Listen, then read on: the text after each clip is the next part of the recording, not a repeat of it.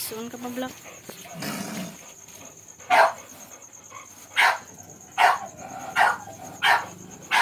Shh, bebang. Yan, nagpapamot na siya. Grabe, pag-alagin mo.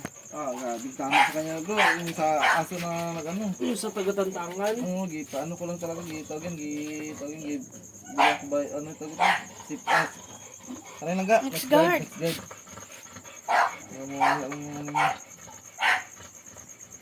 Tanong Dapat kasi nung wala natin gi-attempt na natin. patong mo, mahirap kasi patong mo sa kanya. Susunod basta ganun, hindi na lang.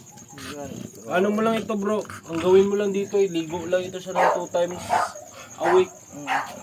Tapos huwag ka muna magamit ng sabon na pang-aso, ang gamitin mo muna yung Joy na dishwashing. It's either lemon flavor or yung calamansi flavor. Madali lang ito mag-recover. Tapos kung pwede, low ano mo lang muna siya, i-low mo lang muna siya sa protein. tama na nilo. Ha? Tama na. Ito mo rin.